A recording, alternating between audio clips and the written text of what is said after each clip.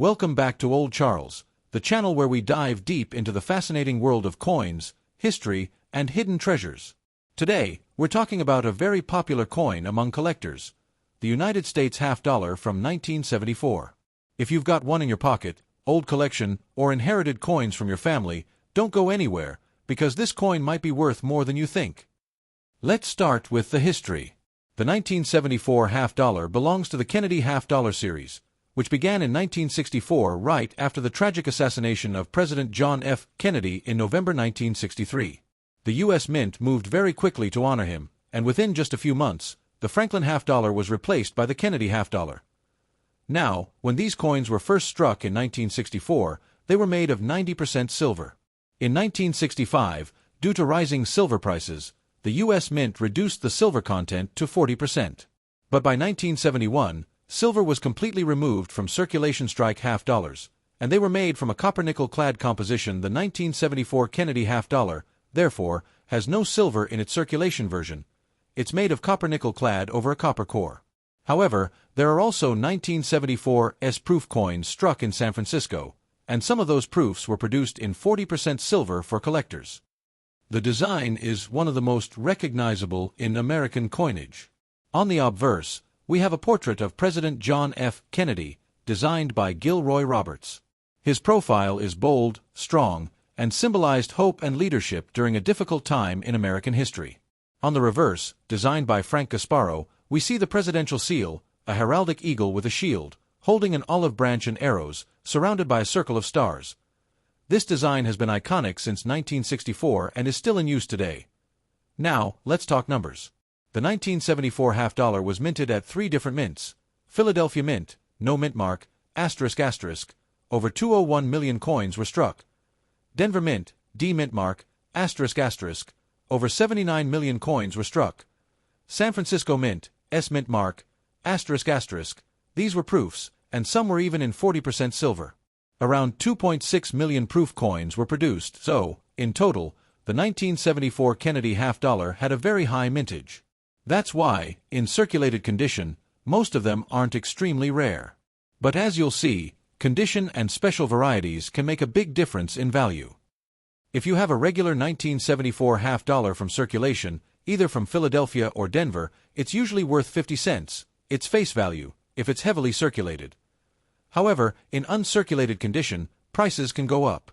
A coin in about MS-60 grade might sell for around $2 to $4.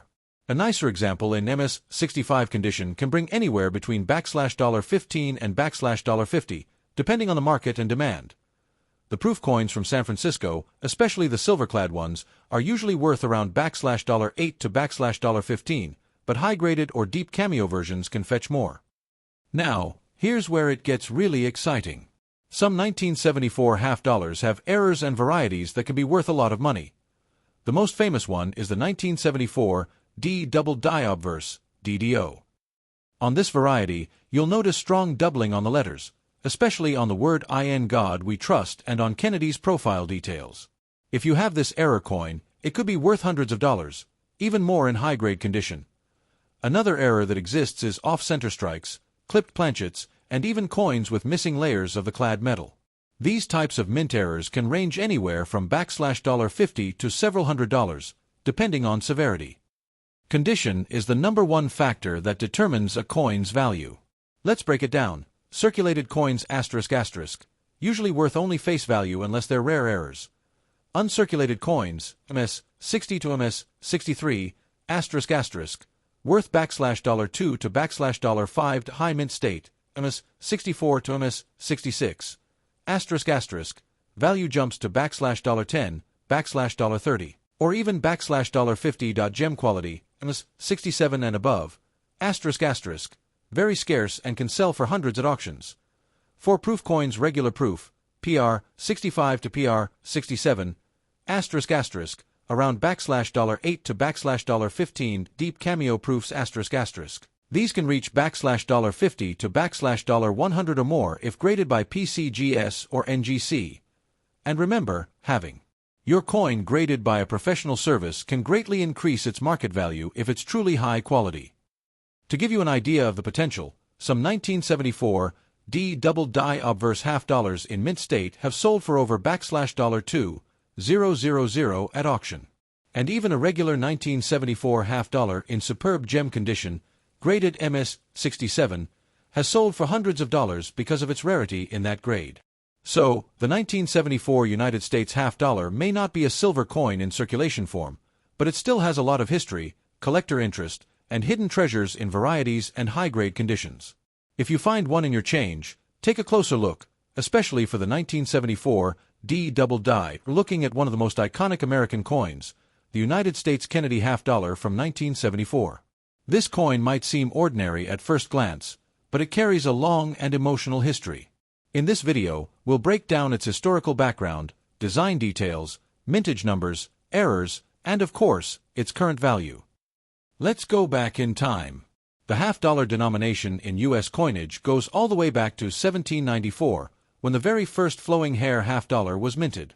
For much of U.S. history, the half-dollar played a huge role in everyday commerce. By the early to mid-1900s, it was a very common coin used for banking, large transactions, and even vending machines. Before 1964, the Franklin half-dollar was the circulating coin, featuring Benjamin Franklin on the obverse and the Liberty Bell on the reverse. However, everything changed in November 1963, when President John F. Kennedy was tragically assassinated in Dallas, Texas. The entire nation went into mourning, and almost immediately, calls came from the public and lawmakers to honor Kennedy on a piece of U.S. currency. The U.S. Mint moved quickly. In fact, by early 1964, within just a few months of Kennedy's passing, the design for a brand new coin was approved. Sculptor Gilroy Roberts created the portrait of Kennedy for the obverse, while Frank Gasparo adapted the presidential seal for the reverse. And so, in March 1964, the first Kennedy half-dollars were released, at first. The coin was 90% silver, just like other U.S. coins of the time. But here's where history gets even more interesting. The demand for Kennedy half-dollars was overwhelming. People were not just spending them, they were hoarding them as keepsakes and memorials to the late president. Banks ran out quickly, and collectors lined up to get as many as they could. By 1965, the U.S. Mint had to reduce the silver content from 90% to 40% silver, because the rising price of silver was making it too expensive to continue producing coins with high silver content. Yet even those 40% silver Kennedy half-dollars were hoarded heavily. Fast forward to 1971, this is the year everything changed again. The Mint decided to completely remove silver from circulating half-dollars. From then on, they were made from copper-nickel clad, a composition of copper sandwiched between nickel layers. This decision tied directly into economic realities of the early 1970s. Silver prices were climbing, inflation was rising, and the government wanted to keep coins affordable to mint. That brings us to the 1974 Kennedy half-dollar. By this time, the coin had already been in circulation for 10 years. The 1974 issue represents the era when the half-dollar was still struck in massive numbers for circulation, but interestingly, fewer and fewer people were actually using them in daily transactions. In fact, by the mid-1970s, the half-dollar was slowly disappearing from cash registers and circulation as people favored quarters and dollar bills. The 1974 half-dollar is therefore significant. It marks the last period when the coin was still being produced in the hundreds of millions for circulation, before demand began to decline heavily in the following decades. And let's not forget, the San Francisco Mint continued to strike proof coins in 1974, and a small number of those were special. 40% silver-clad proofs intended for collectors. These are important because they represent the final era of silver being used in the Kennedy series, which today makes them much more collectible. The design of the 1974 half-dollar remains iconic. Kennedy's bold profile on the obverse, and the presidential seal on the reverse. Roberts and Gasparo's design symbolize leadership, strength, and national pride, and even today, decades later, this design is still in use. So, the 1974 half-dollar is more than just a coin. It's a piece of American history. From its origin in Kennedy's legacy, to the economic shift away from silver coinage, to the collector's market today, it's a coin that tells an incredible story. Whether yours is a regular circulation strike or a rare double die variety, it's worth taking a closer look. Now let's talk about one of the most important factors in determining the value of the 1974 half-dollar, its condition. When it comes to coins, condition isn't just about whether it looks shiny or dull. It's about how well the details of the design have survived over time, and collectors use a grading scale to measure that. The most widely used system is called the Sheldon scale, which ranges from 1 to 70. Let's break it down step by step. For the 1974 Kennedy half dollar, if your coin has been used in everyday commerce, like pass-through hands, cash registers, and banks, it will show wear and tear. The high points of Kennedy's hair on the obverse and the eagle's feathers on the reverse are usually the first to wear down. In good, G4, condition, the coin will be heavily worn, but the main design is still visible. Value is usually only 50 cents, face value. In fine, F12 to F20, condition, you'll see moderate wear, but Kennedy's profile and lettering are still clear. These coins are still typically just face value unless an error is present. In very fine, VF20 to VF35, condition, there is still noticeable wear but more detail remains. For example, some lines in Kennedy's hair will still be visible. Value might rise slightly, but still not much more than face value. In extremely fine, XF40 to XF45, the coin has light wear only, with nearly all details visible. Collectors might pay $1 to $2 for nice XF coins. Uncirculated coins are where things get interesting. These are coins that were never used in circulation and show no wear at all, although they may still have contact marks from the minting process. The Sheldon scale uses MS, mint state, grades for uncirculated coins. These are uncirculated but may have many small scratches, bag marks, or dull luster. Value, $2 to $4, better luster, fewer marks, and stronger eye appeal. Value, $5 to $15, high-grade coin with strong luster, very few marks, and sharp strike. Collectors love these. Value jumps to $30 to $50. Even higher quality, very sharp details, almost flawless eye appeal. Value can go up to $100 or more depending on the market.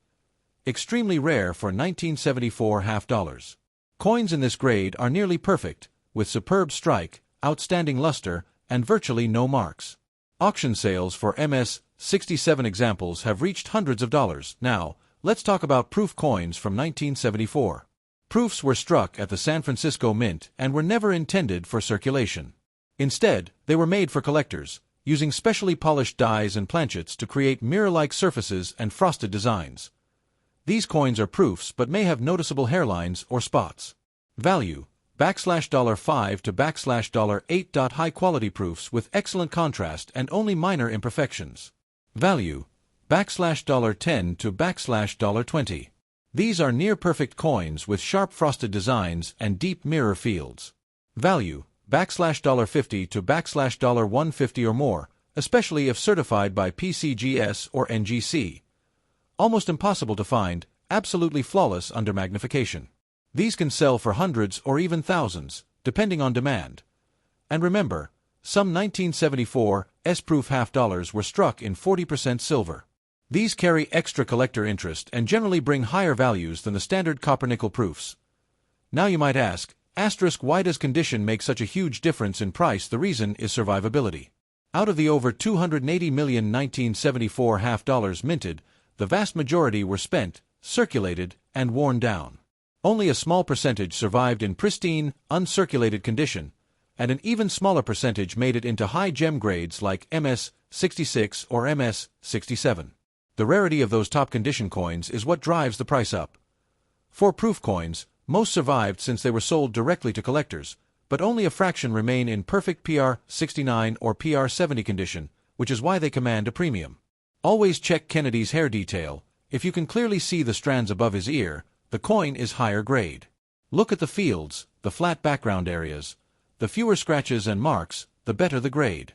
For proofs, check for deep cameo contrast. A strong frosty portrait with mirror-like fields is the most valuable type. If you think your coin is exceptional, consider sending it to a professional grading service like PCGS or NGC. A certified grade can drastically increase its market value.